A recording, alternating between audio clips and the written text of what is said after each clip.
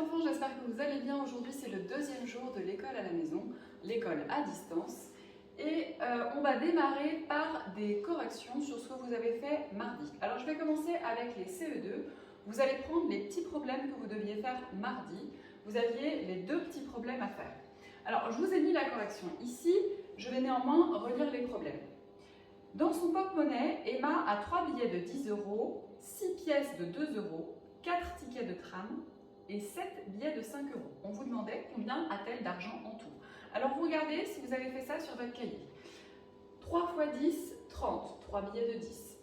6 pièces de 2 et 7 billets de 5. Donc on fait 3 fois 10 égale 30, 6 fois 2 égale 12, 7 fois 5 égale 35. Ensuite, pour calculer ce qu'elle paye en tout, on a juste à faire cette addition, 30 plus 12 plus 35, et on trouve 77. Est-ce que vous avez trouvé 77? Vérifiez. Si vous n'êtes pas passé par la multiplication, vous auriez pu passer par l'addition. C'est-à-dire, quand on vous dit 3 billets de 10, on aurait pu faire 10 plus 10 plus 10. Quand on vous dit 6 pièces de 2, on aurait pu faire 2 plus 2 plus 2 plus 2 plus 2 plus 2. Et pour faire 7 billets de 5, pareil, on aurait pu faire 7 fois le nombre 5. Mais j'espère que vous êtes passé par la multiplication, parce que c'est quand même la méthode la plus rapide. Deuxième problème, on vous demandait, Alizée a 36 € dans son porte-monnaie, elle doit acheter des citrouilles. Une citrouille coûte 5 €. Combien peut-elle acheter de citrouilles? Alors on cherche combien de fois 5 dans 36, combien de fois je peux mettre le nombre 5 dans 36. Je peux mettre 7 fois le nombre 5, ce qui me donne 35 et il me reste 1. Ou je peux poser la division, on a appris 36 divisé par 5, dans combien de fois 5 dans 36? Je mets 7 fois 5 égale 35, 36 moins 35 égale 1. Voilà pour ce qui est de la correction des petits problèmes. Je passe ensuite à la correction des problèmes du CM1. Alors, pour ce qui est du CM1, donc, vous aviez également deux petits problèmes à faire, donc on les relit. Marie achète 6 serviettes de plage pour 84 €. Quel est le prix d'une serviette? Alors, on cherche quel est le prix d'une serviette. Pour cela, on va faire une division. On va faire 84 divisé par 6. On l'a fait ensemble. Combien de fois 6 dans 8? Je peux mettre une fois 8.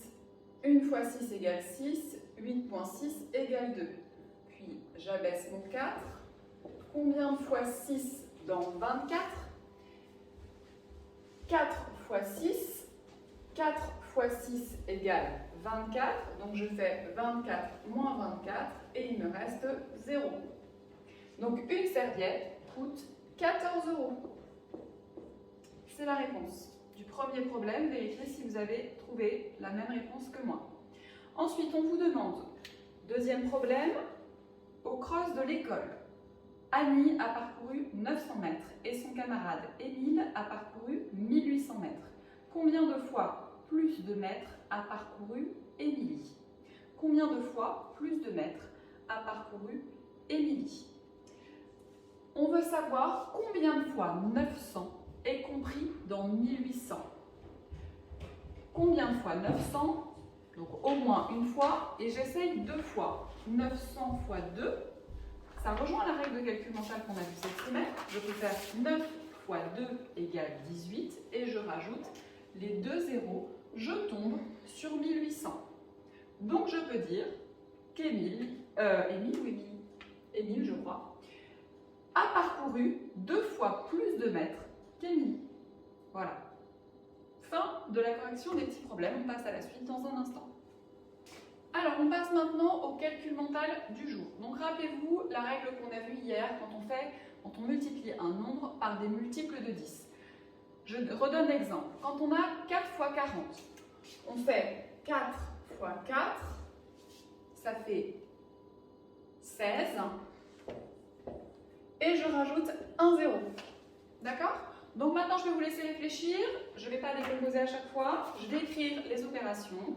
Vous prenez votre ardoise ou votre cahier bleu pour réaliser la suite d'opérations. Mettez sur pause pour être prêt et dès que vous êtes prêt, vous réenclenchez la vidéo.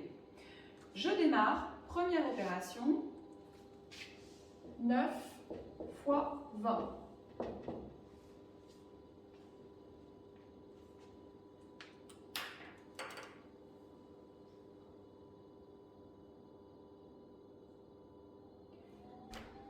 fois 20, 9 fois 2 égale 18 et je rajoute un 0, 180. Ensuite, 8 fois 500.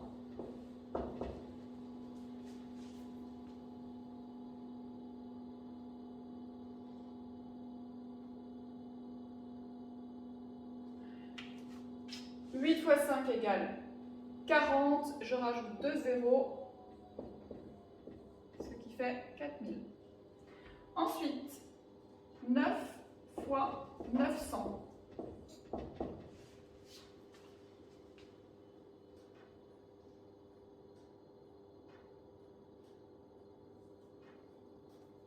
« 9 fois 9, 81, et je rajoute les 2 zéros. 11 fois 700.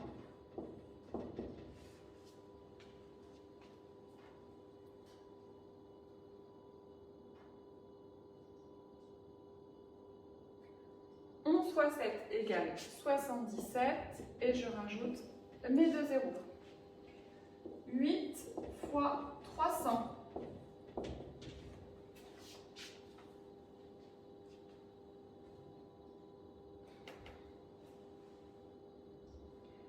« 8 fois 3, 24 et je rajoute mes 2 zéros.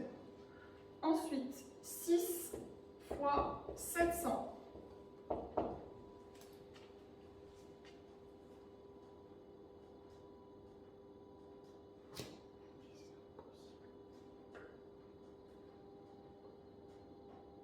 6 fois 7, 42 et je rajoute mes 2 zéros.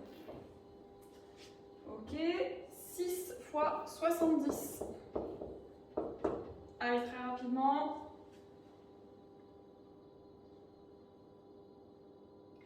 6 fois 7, 42 et là je rajoute un seul zéro.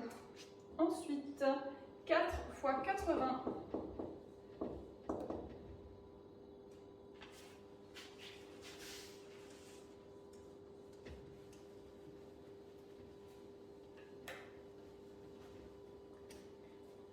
Alors, 4 fois 8, 32, et je rajoute un zéro. On en est où 3 fois 70.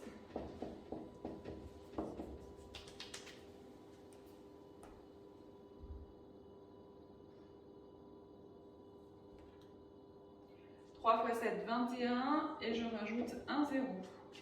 Ensuite, 25 fois 20. «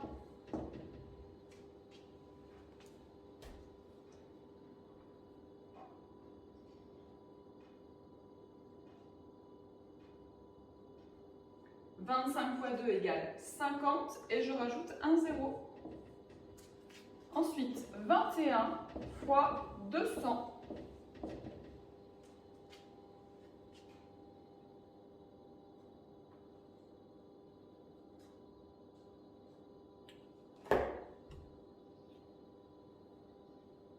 21 fois 2 égale 42 et je rajoute 2 zéros. Ensuite, 26 fois 100.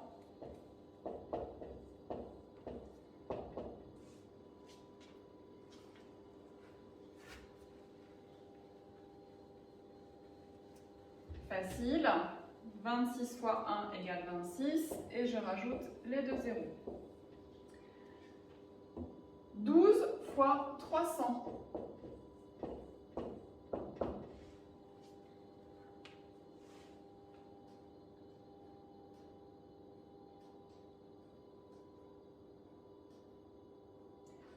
12 fois 3. Alors, s'il y en a qui ont eu du mal, on peut faire 10 fois 3, 30. Et je fais 2 fois 3, 6, donc 36. Et je rajoute 2 zéros. 33 fois 300.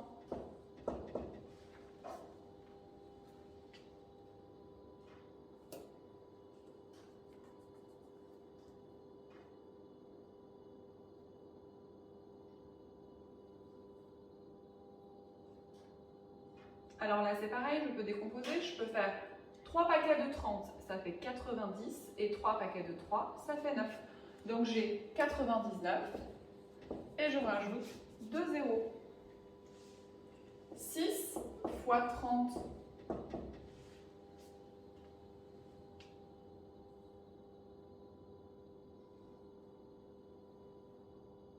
Allez, ça vient rapidement. 6 fois 3, 18. Et je rajoute un 0. Ensuite, 8 fois 70.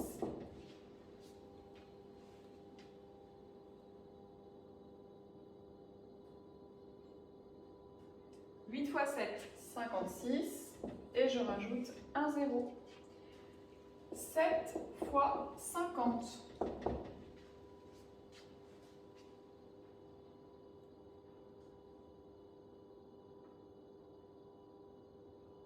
7 fois 5 égale 35 et je rajoute un 0. Écoute le petit problème. En course longue, Bilal a effectué 7 tours de la piste qui mesure 400 mètres. Quelle distance Bilal a-t-il parcouru en course longue? Je répète, en course longue, Bilal a effectué 7 tours de la piste qui mesure 400 mètres. Quelle distance a-t-il parcouru?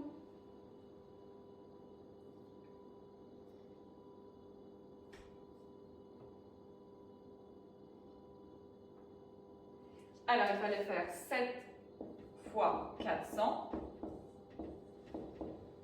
7 fois 4 égale 28. Et je rajoute les deux zéros, donc 2800 mètres.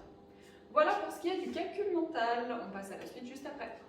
Alors, pour la suite des activités, on va travailler sur une notion qu'on a vue la semaine dernière, qui est sur les mesures de contenance. Est-ce que tu te rappelles à quoi ça sert, les mesures de contenance? Alors, ça sert à mesurer des capacités, c'est-à-dire des liquides, et dans quoi on peut utiliser des mesures de contenance? Dans les recettes, par exemple pour les cocktails. C'est ce qu'on avait dit, on s'était amusé à faire différentes recettes de cocktails. Évidemment, pour tout ce qui est mesure de mélange, et notamment en chimie, ça va être très utile. Donc, ce que je vais te demander, c'est de créer sur ton ardoise ton tableau de conversion, et tu mets ta vidéo sur pause, et tu regardes après dans un instant si tu t'en souviens bien. Ok? Moi, je vais le faire. Donc attention, mets ta vidéo sur pause, et prends le temps de faire ton tableau de conversion. Je le fais. On démarre par les millilitres. Ensuite, on a les centilitres. Ensuite, on a les décilitres. Ensuite, on a les litres, les décalitres, les hectolitres et les kilolitres. Ok, donc tu vérifies que tu as bien fait ça. Et on démarre. Donc on va s'entraîner un petit peu ensemble pour vérifier qu'on sait bien, qu'on se souvient bien comment ça fonctionne, les mesures de contenance et en l'occurrence les conversions. Dans ton tableau, tu écris 3 litres. Donc 3 litres, c'est fait. Donc tu l'as mis ici et je te demande de le convertir en centilitres. 3 litres, ça fait combien de centilitres? Facile, on rajoute 2 zéros. Très bien. Si je demande, et là c'est plutôt pour les CM1, parce que ce n'est pas du niveau de CE2, mais si les CE2 vous avez capté l'info, tant mieux. Si je demande 3 litres en décalitres, comment je fais? Vous vous en souvenez? Quand je cherche une mesure en décalitres et que ma mesure elle est là, je me décale, je vais mettre un 0 et une virgule dans la colonne de l'unité de mesure qu'on me demande. Donc ça va faire 0,300, mais là ces zéros-là deviennent inutiles, donc 0,3 décalitres. 0,3 décalitres. D'accord? Toujours pour les CM1, si je demande en hectolitres, combien ça fait?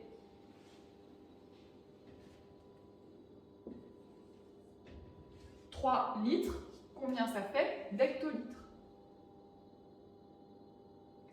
Même chose, je vais placer mon 0 dans la colonne des hectolitres et placer ma virgule, ce qui fait que cette virgule-là disparaît, et je me retrouve avec 0,03 hectolitres. On continue pour les deux classes, CE2 et CM1. Si je vous demande 35 décilitres, 35 décilitres. Je le mets dans mon tableau, 35 décilitres. Combien ça fait de millilitres?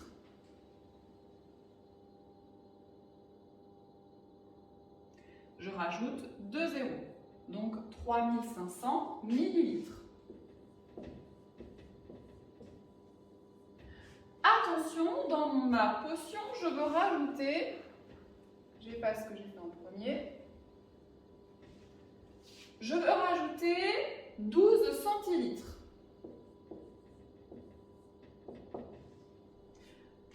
Et je veux savoir combien ça fait 35 décilitres plus 12 centilitres. Alors 12 centilitres déjà, je le mets dans mon tableau. Et là, je constate que quand j'ai 12 centilitres, j'ai déjà calculé en faisant ma conversion que 35 décilitres en centilitres, ça faisait 350. Donc, je peux additionner mes deux mesures. Soit je peux additionner mes deux mesures en centilitres, soit je peux additionner en millilitres pour avoir la même unité de mesure, ça revient au même. Donc ici, si je veux en centilitres, combien ça fait? Je vais faire 0 plus 2 égale 2, 5 et 1, 6, 3. Donc je peux dire que 35 décilitres plus 12 centilitres, c'est égal à 362 centilitres. Donc rappelez-vous, quand on a deux unités de mesure différentes, qu'on veut additionner ou soustraire d'ailleurs, on doit tout convertir dans la plus petite unité de mesure. C'est ce qu'il y a de plus simple. D'accord? Tu vas devoir bien t'en souvenir parce que vous allez être autonome dans votre fichier. Les CM1, prenez votre fichier, vous allez réaliser en autonomie la page, unité de capacité, c'est la page, je la retrouve, c'est la page 77. Dans la page 77, attention, vous n'allez pas tout faire, je vous mets les numéros au tableau.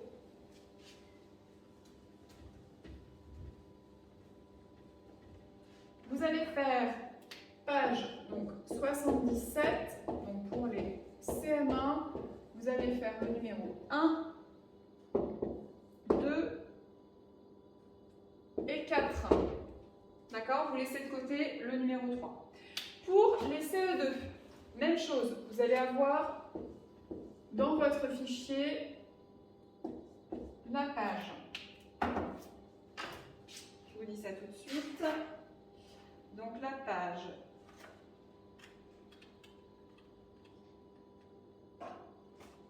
67 à faire en entier. Page 67 en entier. Alors, vous regarderez également sur les contenances votre leçon que je vous avais distribuée et avant de commencer ces exercices, vous allez visionner une petite vidéo qui dure 5 minutes qui se trouve dans la description. Donc rappelez-vous, la description, c'est le cadre blanc qui se trouve sous la vidéo. Donc je vous laisse visionner ça, faire vos exercices et ensuite vous réenclenchez la vidéo pour passer à la suite. Alors, si tu as fini tes activités sur les mesures de contenance, on va passer à une autre notion en mathématiques, toujours, sur les solides. Alors les solides, c'est quelque chose que vous avez déjà vu les années précédentes, mais pour découvrir les solides et vu qu'on n'est pas en classe, un peu compliqué de manipuler les solides quand on est à distance, vous allez réaliser un module que j'avais créé l'année dernière pour l'école à distance l'année dernière. Donc, je vous ai mis le lien intitulé « Module sur les solides ».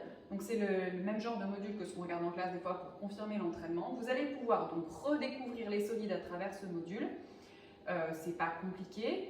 Et ensuite, réaliser quelques exercices qui se font en lien et en ligne qui s'auto-corrigent. Donc, une fois que vous avez regardé votre module, vous cliquez sur les différents liens que j'ai communiqués dans la description pour vérifier que vous avez bien compris et on continuera à s'entraîner demain.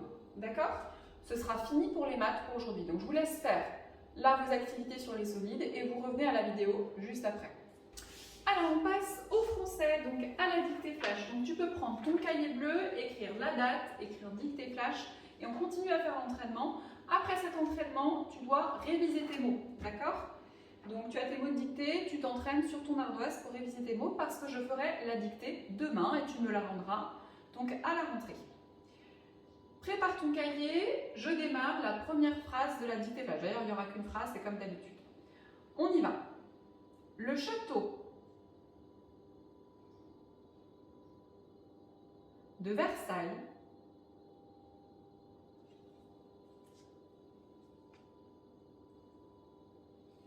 est transformé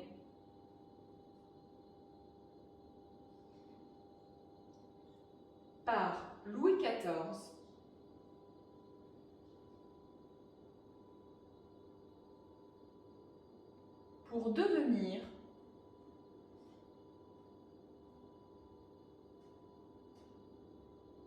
un des plus beaux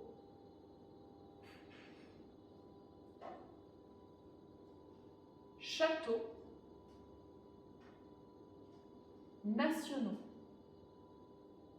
Point. Vérifie dans cette phrase tes chaînes d'accords.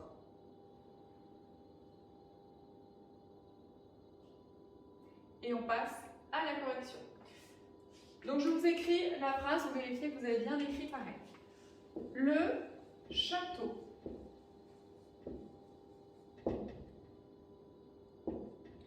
de Versailles. On n'oublie pas le V. Pourquoi est-ce qu'il y a un V majuscule? Parce que c'est un nom propre. Est transformé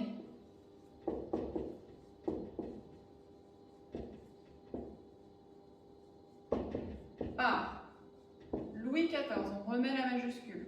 Louis XIV, on se rappelle, ici le 10, ici le -1 et ici le 5. Donc on se rappelle que quand il y a une barre avant le 5, c'est pour dire faire moins. 10, 5 moins 1, ça fait 14. Pour devenir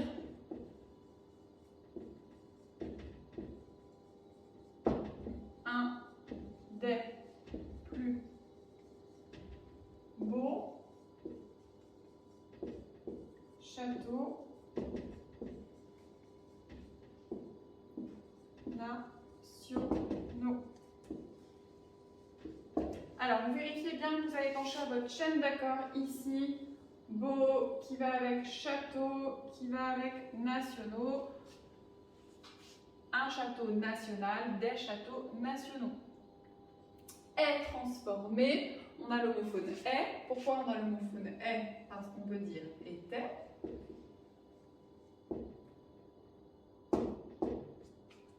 Transformé, comment je sais si je peux dire et ou er? Transformé, je peux remplacer par vendu. Donc j'écris et, je ne peux pas dire vendre. Après, il n'y a pas spécialement de difficulté. Versailles, apprenez-le bien, ça prend un S, ça met la majuscule. Et n'oubliez pas le circonflexe sur le mot château. Voilà pour ce qui est de la dictée flash. Alors, dernière activité de la journée, on va passer au français. Donc pour ça, tu vas prendre dans ton dossier d'école à distance, ton dossier agrafé avec les différentes activités pour la semaine en français. Donc mardi, tu as fait déjà les 3 premières feuilles qui s'intitulaient jour 1 tout en haut. Là, évidemment, on va passer au jour 2. Il y a 2 feuilles qui s'intitulent jour 2. Pour ça, on va te demander de te souvenir un petit peu des choses qu'on a déjà vues depuis le début de l'année. Donc, tu vas aller chercher dans le texte pour relever les noms propres, ensuite pour relever les groupes nominaux avec déterminant possessif, puis avec déterminant démonstratif. Alors, si tu ne te souviens plus ce que c'est qu'un groupe nominal, ni ce que c'est qu'un déterminant possessif ou un déterminant démonstratif, dans ton cahier vert, tu vas aller chercher l'information par toi-même. Ensuite, il y a quelque chose de nouveau qui va être abordé. Alors, non, pas tout à fait nouveau. On te demande de souligner les noms et de trouver le nom principal du GN. Je te donne un exemple. Par exemple, si je dis ce beau sac en toile. On est sur un groupe nominal. Quel est le mot principal du groupe nominal? C'est le mot sac. Le sac, il est comment? Il est beau. Et il est comment? Il est en toile. Et le déterminant, c'est pareil. Il va avec le mot sac. D'accord? Ça, c'est le mot principal du groupe nominal. On fait un autre exemple. Si je dis ma jolie cousine de Rennes. Voilà. Quel est le mot principal de ce groupe nominal? C'est le mot cousine. Elle est comment ma cousine? Elle est jolie. Elle est comment? C'est la mienne, c'est le déterminant. Et elle vient d'où? Elle vient de Rennes. Ok? Donc ça, c'est le mot principal du groupe nominal. On te demande dans un exercice de chercher le mot principal, d'entourer les adjectifs, ici, et de renvoyer à une flèche. Donc c'est exactement ce qu'on te demande de faire ici. Ensuite, deuxième page, On te demande de classer les groupes nominaux dans un tableau. Donc là, ça, tu as l'habitude, il n'y a pas spécialement besoin d'explication. Et on découvrira une nouvelle notion demain qui s'appelle le complément du nom. Voilà pour ce qui est d'aujourd'hui. Tu as fait un bon travail. Je te laisse finir avec cette activité et tu auras bien mérité après de profiter de ta journée. Je te dis à demain. Bisous les loulous.